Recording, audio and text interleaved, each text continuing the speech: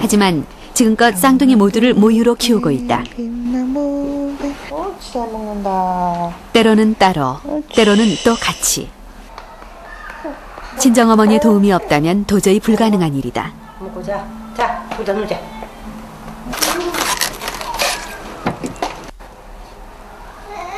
전몸살엔 차가운 양배추를 부친다는 작은 지혜부터 엄마가 되는 마음을 알려주기까지. 삼남매를 모두 모유로 키워내신 어머니는 승희 씨의 가장 든든한 지원군이다. 그때 모두 다 아이들 그때 그 당시엔 가을에 좀 놓고 이러는데 그걸 배추로 갖고 차분을 갖고 요렇게 요리하면 해보니까 그 이제 열이 없더라고요. 몸에 열이 없고 이제 배추가 딱 붙잖아요. 저 유방마이로. 그걸 딱 붙으니까 그런 게 여기 요리 만지고 이러니까 시원하면서 이게 가라앉는 거예요. 가라앉는 살살 이제 아픈 열이 풀어지더라고요. 그러니까 이제 젖이 좀 나오지요. 태교라는 것이 단순히 아기들 뱃속에 있을 때뿐만 아니라 출산 이후에도 이 모유를 통해서 이루어진다는 그런 말씀을 엄마가 항상 해주셨어요. 그래서 제가 의지가 약해질 때마다 그런 것들 통해서 제가 많은 힘을 얻을 수가 있었습니다. 승희 씨의 또 다른 지원군은 바로 남편이다. 행근신 승희 씨가 마음 편하게 수유할 수 있도록 식사 준비를 도와주고 아기들 목욕까지 도맡고 있다. 또 도와주시고 좀 편하지 않으세요? 어떠세요? 피곤하다기보다 기쁘죠? 일단은 도와줄 수 있다는 게. 친정엄마는 딸에게, 남편은 아내에게, 그리고 엄마는 딸에게 엄마 젖을 준다. 결국 엄마 젖을 주는 사람, 그건 엄마와 아빠 그리고 가족 모두인 것이다. 저희들도 어렸을 때 어머니의 젖을 먹고 자랐고 저희 자식들도 그의 엄마의 젖을 먹고 자라는 그런 모습을 볼 때 아이와 엄마와 그 사랑의 교감 그런 걸 느낄 수가 있습니다. 그 모습 자체 보는 것만으로도 가족의 그 행복을 바로 눈으로 볼 수 있는 그런 모습이 가장 모유 수유하는 게 저희들 가정의 행복 모습을 보여주는 절대적인 거라고 생각합니다. 2003년에 조사된 세계 각국의 모유 수유를 살펴보면 이 경제력과 모유 수유율 사이에서 아주 흥미로운 상관관계를 확인할 수 있습니다. 일반적으로 후진국의 경우에는 모유 수유율이 높은 편입니다. 하지만 동북아시아 국가로 오면 모유 수유율이 현저히 낮아집니다. 일본은 45%, 우리나라의 경우는 16%입니다. 물론 2004년에는 39.5%로 증가했지만 여전히 절반이 채 되질 않는데요. 하지만 우리보다 경제적으로 더 풍요로운 서구 선진국들의 경우는 이와는 정반대입니다. 미국의 경우는 모유 수유율이 70%고요. 영국은 71%, 또 북유럽 국가인 스웨덴의 경우는 97%로 대부분 모유 수유를 하고 있는데요. 이 주목할 만한 점은 이들 국가들 역시 20, 30년 전만 해도 모유 수유율이 아주 낮았다는 사실입니다. 이 스웨덴의 경우 70년대까지만 해도 모유 수유율이 30%에 불과했다고 하는데요. 대체 지난 30년 사이 스웨덴에서는 무슨 일이 있었던 것일까요? 바다를 끼고 있어 더욱 아름다운 도시 스톡홀름. 스웨덴은 세계에서 일하는 여성의 비율이 가장 높은 나라다. 하지만 거리 곳곳에선 아기들과 산책을 즐기고 있는 엄마들을 자주 만날 수 있었다. 직접 모유 수유를 하고 있는 엄마들을 만나는 것도 어렵지 않다. 생후 첫 1개월간의 모유 수유율 97%. 그들에게 공공장소에서의 수유는 너무나 당연한 일이었다. 엄마 젖을 먹이는 것은 선택의 문제가 아니라 당연한 일이죠. 젖만 잘 나온다면 모유를 먹이는 게 훨씬 간편하거든요. 아기 밥을 항상 몸에 지니고 다니는 셈이니 실용적이에요. 모유엔 모든 게 다 들어있어요. 면역력을 높이고 아기에게 친밀감을 주는 것도 중요해요. 전 아기와 가까워질 수 있어서 가장 좋았어요. 아기와 좋은 접촉을 많이 할 수 있잖아요. 스톡홀름시 외곽의 주택가.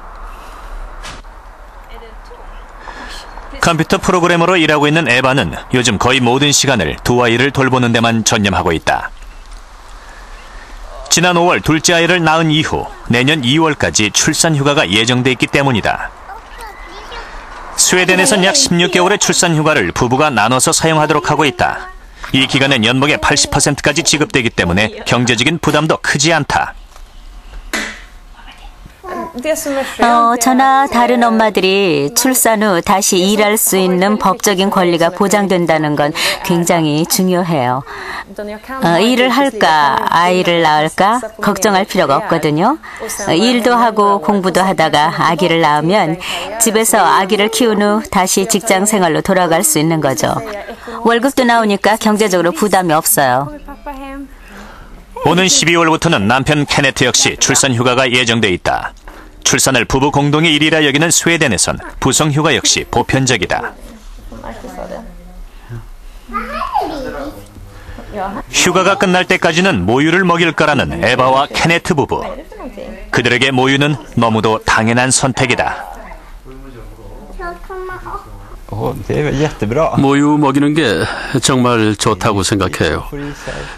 필요한 영양을 다 줄 수 있고 질병까지 예방할 수 있으니 누구보다 우리 아이가 좋아할 것 같은데요.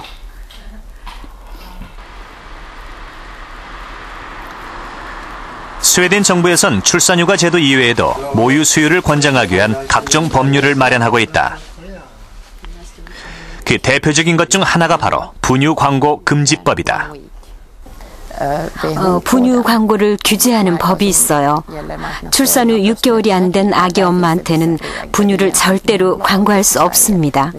왜냐하면 모유가 훨씬 좋으니까요. 모유는 아기에게 최고의 영양이 되고 생후 6개월까지는 모유 하나만으로 충분하죠. 하지만 이렇게 개인과 사회가 변하기까진 많은 노력이 필요했다. 1967년까지만 해도 3개월 이상 모유를 먹고 자란 아기는 5명 중 1명꼴. 그러나 지금은 5명 중 4명이 3개월 이상 모유를 먹고 자란다. 그 변화에 가장 앞장선 곳은 병원이었다. 웁살라 대학의 호판덴 교수는 스웨덴의 모유 수유율을 높이는 데 지난 30년을 투자해왔다. 옛날엔 병원에서 엄마와 아기를 분리시켜놓고 4시간마다 한 번씩 만나게 했어요. 그때만 엄마 젖을 먹일 수 있었습니다. 아기의 몸무게를 재서 날씬하다 싶으면 분유를 먹이고요. 참 이상했어요. 그런데 그때만 해도 그게 이상하다고 아무도 생각하지 않았죠.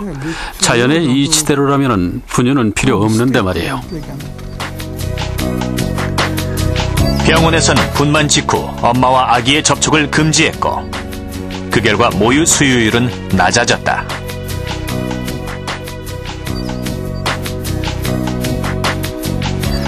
따라서 호판덴 교수는 아기에게 친근한 병원 운동을 통해 병원을 바꿔가기 시작했다. 지금은 스웨덴 거의 대부분의 병원이 아기에게 친근한 병원이다. 이제 막 둘째 아이를 분만한 시실리아 이삭손 씨. 그러나 병원에서는 아기를 바로 그녀의 방으로 데리고 들어왔다.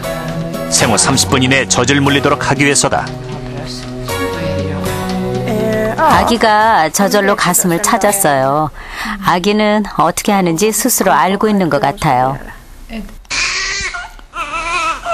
아기에게 친근한 병원의 두 번째 원칙은 엄마와 아기를 떼어놓는 신생아실을 없애는 데서 시작됐다.